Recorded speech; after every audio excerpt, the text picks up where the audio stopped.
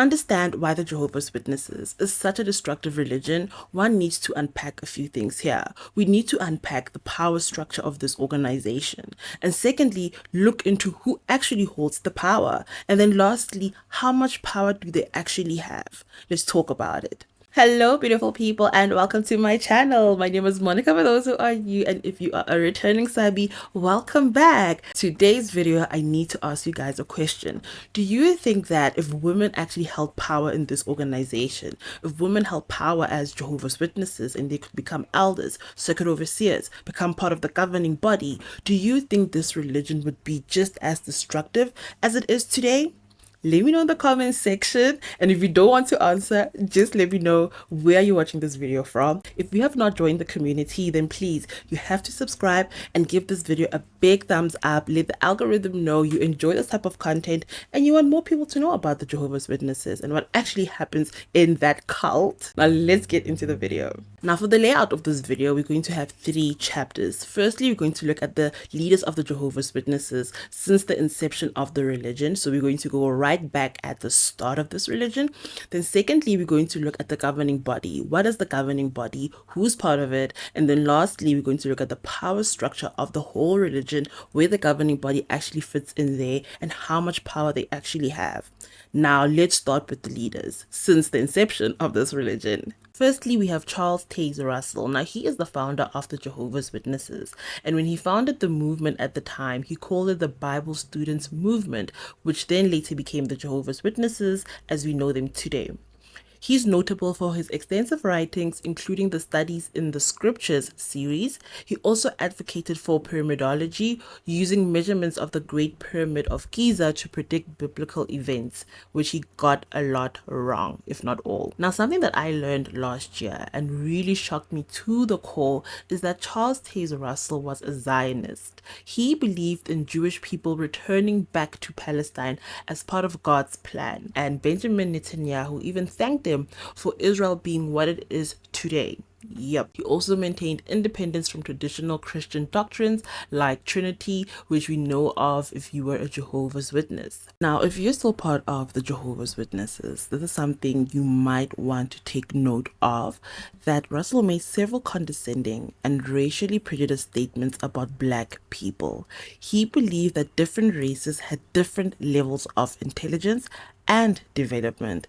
In the Watchtower of April 15, 1900, page 122, he wrote, "The Negro is of a race nearer to the brute than the Caucasian." He suggested that Black people needed white Christian guidance to be civilized. Russell promoted phrenology and now debunked pseudoscience that measures skull shapes to determine intelligence and character, often used to justify white superiority.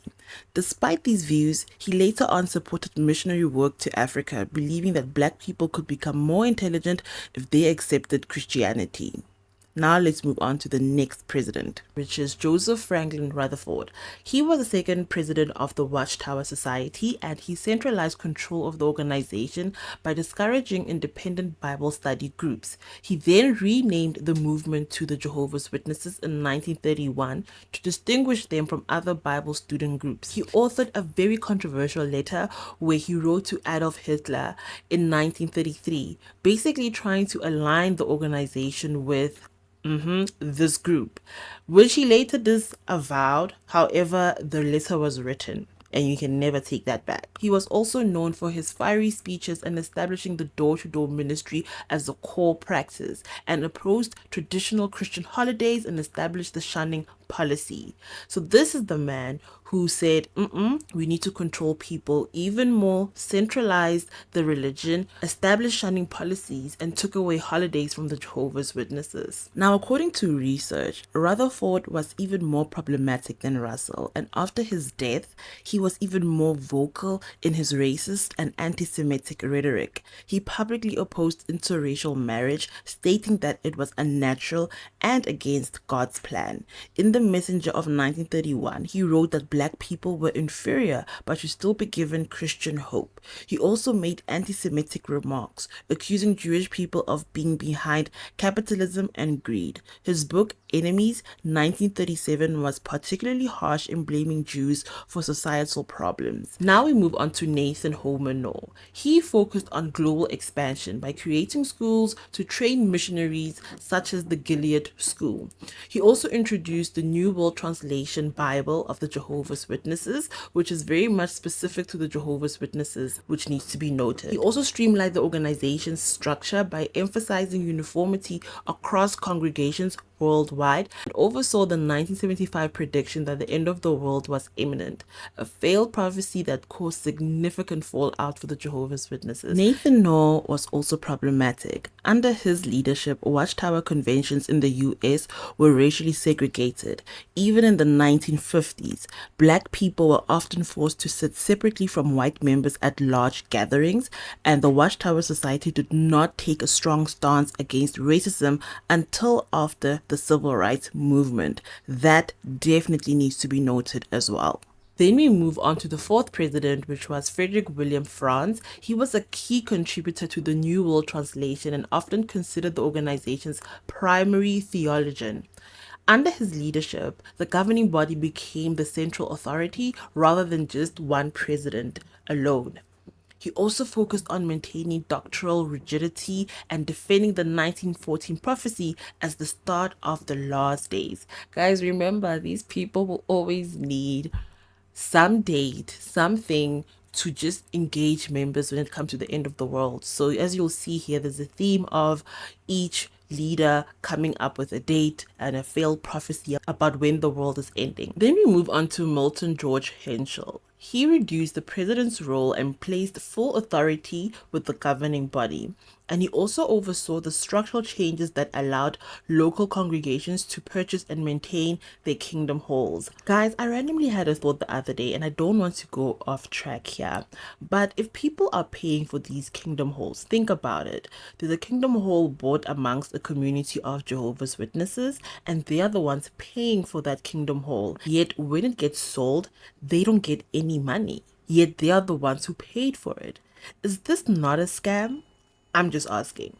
Then lastly, we have Don A. Adams. He served largely just as a symbolic president because at the time, the governing body had already assumed full control. And after him, it was no longer a president-driven organization. The governing body is now the supreme authority of the Jehovah's Witnesses.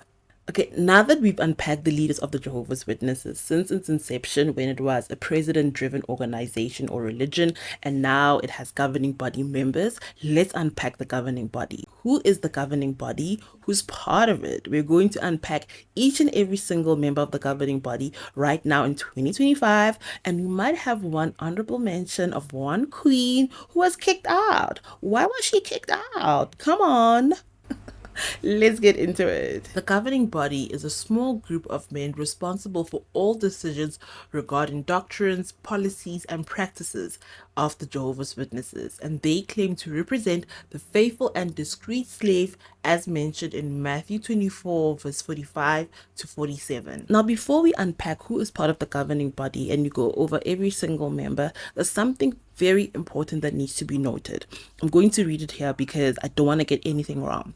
For decades, the Jehovah's Witnesses have taught their members that the anointed class, those who will rule with Christ in heaven, that was essentially sealed in 1935. Remember, this meant that members alive before that year, 1935, could be among the 144,000, the people who could actually rule with Jesus in heaven. Right? Remember this? So by extension, the governing body members have to be what? Born before 1935. That's what they said. We didn't say this, they did. However, time has passed. It's 2025. 1935 was almost 100 years ago. So most of those people who were born before that time have either passed or they're literally too old to even think for themselves right now. And that has resulted in all of these people that I'm going to mention who are part of the governing body. Most of them were born post 1935. So to address this, the organization quietly actually adjusted its doctrine in 1995. They abandoned the idea that the anointed clause was finalized in 1935. In 2007, they further changed their stance, allowing newer members to claim as the anointed class. This shift conveniently enabled younger individuals to take leadership roles, ensuring that the governing body could continue to function despite their prior doctrine that limited future members. Now, this is such a telltale sign or an indication of just how important the governing body actually is for the Jehovah's Witnesses and how much power they actually have if they need to be around consistently. Like, the religion cannot function without a governing body. So they even changed their doctrines, their rules to make sure that, hey, we still have this class of people. So now let's unpack who's part of the governing body. Firstly, we have Jody Jedele. I don't know if I'm saying his surname correctly. Honestly, don't even care. He was born in the USA on January 10th, 1970. He has a spouse named Damaris, and I hope you are proud, Damaris, because this is your man. He served in Bethel from 1989 until present day. He was part of the governing body service from October 5th, 2024 until today. And of course, he was a governing body helper under the service committee and also a governing body committee member. So some other information we have about him is that he was raised as a Jehovah's Witness. His dad was baptized in the 1940s and his mother in the 1950s. He has a sister who also served in Bethel and was originally assigned to the cleaning department at Bethel for 2.5 years. Then he transferred to the staffing office, and after getting married, he transferred to Brooklyn and continued to work with medical matters until 2005. Then him and his wife left Bethel to take care of elderly parents. Then he served on the hospital liaison committee and the regional building committee as well. In 2013, he returned for 2 weeks to help on the Warwick construction project, but has been there ever since. In 2015, he was transferred to Paterson, New York to work with the local design construction department. In 2018, he ended back in Wallkill when the LDC was transferred there. In 2021, he was assigned to the Hospital Information Department and the following year to the Hospital Information Services. So that's one of the most recent governing body members, along with Jacob Clark Rumph. He was also born in the USA in 1972 and his spouse's name is Inga. Inga, I hope you're proud because this is your man. You said, I'm going to stand right beside him. He served in Bethel from 2020 until present day, became a governing body member last year in 2024, also a governing body helper, part of the service committee, and also part of the governing body committee membership. Rumph was born in 1972, as we know. His mother was an inactive Jehovah's Witness and his father was not a member. His grandmother was an active Jehovah's Witness, and at 13 he asked his mother to study with the Jehovah's Witnesses. Soon thereafter, she was reactivated. In just a month, he was approved to be an unbaptized publisher. After the 1998 regional convention, he moved to Ecuador to promote and sell Jehovah's Witnesses. He was also a special pioneer and then a circuit overseer. And then in 2011, him and his wife attended the 132nd class of Gilead. Then we have Gage Fleegle. Oh my gosh, I probably got his name wrong. Who cares? No one. He was also born in the USA and his spouse is Nadia. Nadia, this your man. This your man. You said, yup, I'ma stand right beside him. As he's part of an organization destroying literally millions and millions of people's lives, literally siphoning money from them. Nadia is like, yup, this my man, and I'ma stand right beside him. Because we cannot shame just these men, but also the people who are supporting them. They were married in 2006. He served in Bethel from 1991 of October, and he was part of the governing body service from 2023 January the 18th, and he was also part of the governing body helper personal committee and also part of the committee membership. Fleegle initially started in the bindery at World Headquarters, then served in the service department and then the teaching committee. I got the surname incorrect. Fleegle, I don't know, but who cares? Nasty man. We move on. Then we have Geoffrey A. Winder. Guys, I must say, these people look very weird. Like, no one looks normal. No one looks normal or even right. Like, Something is off. But anyways, he was also born in the USA, California, Marietta. He was born in 1970. In January 1986, he became baptized, and he also is married. Like, I don't understand how women stand by such vile men. Angela, married since 1997. He served in Bethel from 1989, part of the governing body service, part of the governing body helper, personal committee, governing body committee membership, personnel committee, whatever that means. He has been serving since 2023 as well, January 18th. So he's also part of the newer governing body members. Winder was 16 when he was baptized. He grew up as a Jehovah's Witness. His two older brothers served at Wallkill before he did. Cleaning was his first assignment at the world headquarters of the Jehovah's Witnesses. He then worked in the farm department for 3 years, then moved on to secretary for 22 years. Wow. He worked with Kenneth Cook for 10 years in the Bethel office. He then moved on to video production. And then in 2020, he worked in the personnel office. Then we have Kenneth Eugene Cook Jr. And this time around, I found a picture of his wife so we can see the vile women who stand by vile men. And again, why do they look so awful? Why do they look so bad? Like, these people do not look right at all. He was born in Pennsylvania, USA in 1963, baptized on the 7th of June in 1980. His wife, Jamie, horrible. I hope you're proud of yourself. Served in Bethel from the 12th of October in 1984 until present day. He became a governing body member in 2018, January the 24th. And here's some information about him. He got baptized prior to graduating from high school. He served in the printery and the Bethel office for 25 years. In 2009, he was transferred to the Watchtower Educational Center at Paterson, New York, assigned to work with the Writing Correspondence Department. In April 2016, he was transferred to Brooklyn briefly before relocating to Warwick, New York, and becoming a helper to the governing body. Disgusting. Now look at this man who literally looks like a pig. Kenneth Eugene Cook. He looks like that man. I don't know if you guys have seen June. He looked like that man. He does. He was born in San Diego, California, USA. His birthday is on the 4th of February, 1965. Nowhere near 1935, I must say. Baptized on the 9th of February in 1975. Served at Bethel from September of 2008. He was a governing body member since 2012, September the 5th. And he's still there till present day. Sanderson was only 10 years old when he got baptized as a Jehovah's Witness. He graduated from the Ministerial Training School in December 1990. He then served as a substitute circuit overseer from April 1991 until February 1997. He was a member of the Philippines Branch Committee from September 2008, colonizer, and he was invited to be a helper to the service committee of the governing body in September 2010. He speaks English and Russian. Any person who's a missionary and goes to like a third world country, just know that's colonization. You are literally going to colonize a group of people, and colonization is basically just taking Western practices and imposing them on another group of people who are not from the West. That is colonization, essentially.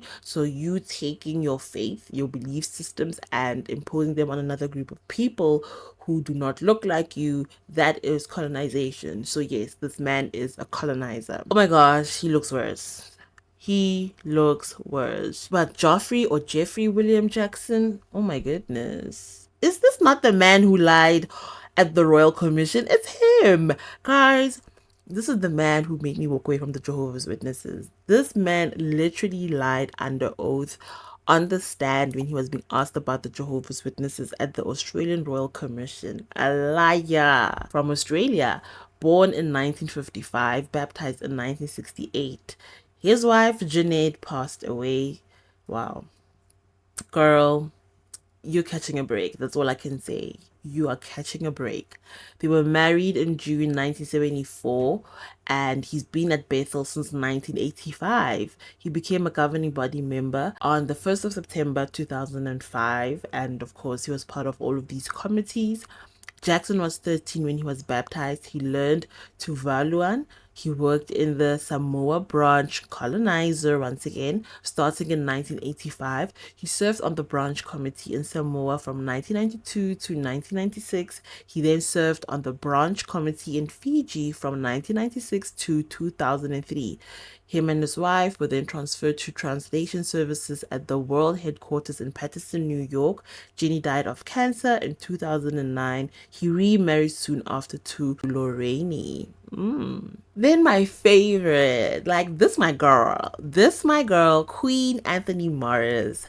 Busy telling people, oh my gosh, y'all need to be good Christians, all of these things. Meanwhile, he's got his own problem. Born in the USA and baptized in 1971, July, he's married to Susan, and I think she's black because I remember he once gave a talk about how his wife was chocolate. Oh my gosh, this man. Colonizer, jungle fever, all of that. They've been married since December 1971. And he served in Bethel from the 1st of August to February 2023. 20 years and 6 months, sir. He was a governing body member since 2005 until February 2022 of 2023. I wonder why. He was married to his wife in 1971, Chocolate Queen. They served in Rhode Island and North Carolina. In 2002, he was invited to serve in the Service Department of Paterson, New York, before becoming a helper to the Service Committee of the governing body. They had 2 sons, Jesse and Paul. Both serve at the world headquarters of the Jehovah's Witnesses. I wonder what life is like for them right now. Your daddy is in trouble and you guys literally are just living under that massive cloud. Jesse is a member of the U.S. branch committee. A brief news alert on February 22, 2023 on jw.org announced that Anthony Morris was removed from the governing body of Jehovah's Witnesses without stating why. Some believed it's related to oh my god, I actually did not know that, guys. Could be, who knows, could be CSA, allegedly. But most likely the reason is that he had a serious drinking problem. That we know for sure because we saw him buying. He's very much well versed when it comes to liquor. Very well versed. He currently lives in a home in Lamberton, North Carolina, USA. The house was purchased by the Jehovah's Witnesses to house him and his wife, his chocolate queen. Then we have David Harold Splane. Ugh, this man, he looks like a frog. Born in Canada. Canadians, you too. Linda, this your man. This frog looking like man is your king. This is it for you. Wow. He's been serving in Bethel since 1990. He served in Bethel from 1990 and he was part or has been part of the governing body service since 1999. Wow. Splane is a graduate of the 42nd class of Gilead. He served as a missionary in Senegal, Africa. Colonizer. A literal colonizer. He was a circuit overseer from 1971 until he was invited to serve at the world headquarters in 1990, where he worked in the service and writing department. Disgusting. Oh my goodness, this minion. Now this man is so unserious. Stephen Lett, born in Alabama, USA. Oh my gosh, that was a horrible southern accent. I apologize. His birthday is in 1949. His wife, Susan, I do not know how you handle this man at home. He sounds so annoying. Like, honestly, I could not deal with this 24/7. They've been married since 1971. Girl, don't know how you do it. He served in Bethel since 1967 until present day. Oh my goodness. He was part of the governing body service since 1999. Lett served as a circuit overseer from 1979 to 1998. In April 1998, he was invited to serve as a helper to the teaching committee of the governing body before becoming a member of the governing body the following year. Guys, this man made a remark and he said independent thinking is satanic. Like, I will never get over this. Then we have Samuel Fredrick Heard. There will always be a black person. They will always be a black person. Born in Liberty, Indiana, USA in 1935. He was baptized in March 1975. His spouse Gloria, oh my gosh, a beautiful black woman. What are you doing with this man who has sold out his people, being part of a religion that literally would not allow black people until it was lucrative for the organization? Like, being black was a sin. They even told people that, hey, if you become a Jehovah's Witness and you get to paradise, you will be white when you get there. Yup. And this man is vouching for that religion. This man is protecting child offenders. Like, this man is just vile, vile, vile. And you're like, yeah, that's my king. I love him. And I will stand right beside him. They've been married since 1959. He served in Bethel since 1997. He's been part of the governing body since 1999. Heard's parents never became Jehovah's Witnesses because they knew it was up. They knew it. He was 21 or 22 when he got baptized. He got married in 1959. He served as a circuit overseer from January 1965 to August 1997. Then he was invited to work in the service department of the world headquarters of the Jehovah's Witnesses. In 1998, he served as a helper to the service committee of the governing body before becoming a governing body member in 1999. Gets worse and worse, guys. Like, it keeps getting worse and worse. And yeah, we have a picture of his wife as well, because we need to see the woman supporting these men. Gerrit Lösch, I don't even know how to pronounce that, don't care. Born in Austria, birthday 1941, baptized January 1959, has been serving in Bethel since 1998 until present day. Part of the governing body service since the 1st of July 1994. And his father was killed in 1943 when he was just 2 years old. He got married in 1967. Him and his wife attended the 41st class of Gilead. He was a circuit overseer from about 1965 until 1967. After that, he served in the Austrian branch until 1989. After the wall fell, and in July 1990, he was invited to serve at the world headquarters in Brooklyn, New York. 2 years later, he became a helper to the service committee of the governing body. He speaks German, English, Romanian, and Italian. Now, let's unpack the powers that the governing body actually has.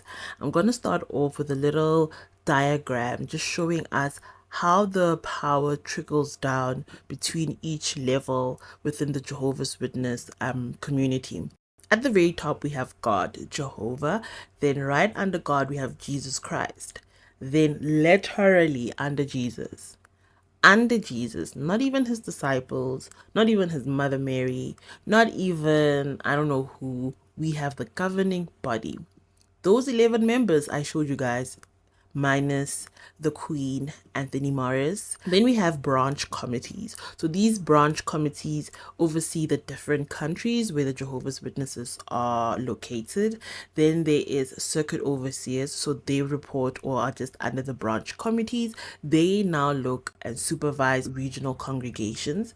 Then there is elders and ministerial servants under each congregation, and they lead the local congregations. And then under the elders and the ministerial servants, we have baptized and unbaptized publishers, attendees, studying members, and then just normal rank and file Jehovah's Witnesses, so general members.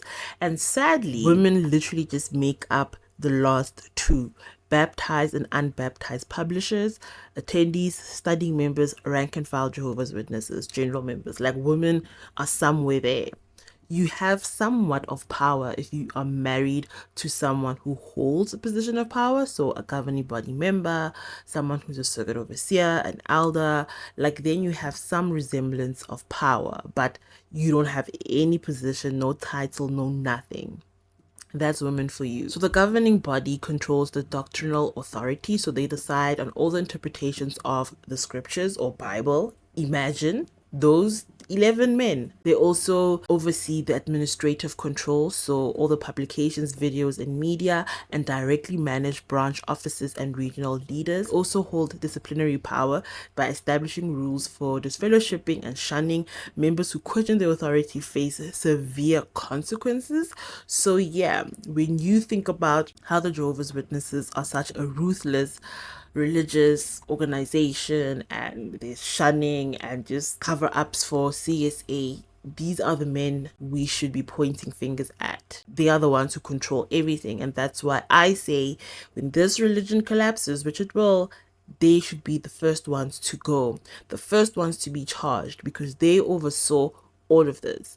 They also oversee the financial oversight, so they control the billions in assets that they have, including real estate donations and investments, and recently moved their headquarters from Brooklyn, New York to Warwick, New York, a location that has tax advantages for them. Then there's also crisis management. They handle legal battles, including cases related to CSA and financial fraud. Wow. And strategically, they adjust policies to avoid lawsuits or government scrutiny. That we also know very well, as we saw with Norway. So the governing body of Jehovah's Witnesses operates with secrecy and centralized power. That is the one thing you should take away from this video. And this makes them the most tightly controlled religion in the world. While members are taught that these men are spiritually appointed by Jehovah or God, critics, including myself, argue that these men are none of that. They are self-appointed oligarchs who only prioritize and care about the survival of this religion over truth or justice. They just care about the money. They are money-hungry men who will do anything to stay at the top. This is it. These are the men, guys. These are the men destroying people's lives. Like, doing research for this was honestly therapy for me, because when you go through the experience of being a Jehovah's Witness, sometimes it's so difficult on who to put on blame. Like, who do you point a finger at and say, you destroyed my life? You did this to me? Because yes, our parents involved us in a high control religion, but they were trying to just appease God. They were just trying to do the right thing. These men know very well what it is that they're doing. They know very well that they are destroying people's lives, making these rules, siphoning our money. These are the men. Your time is coming.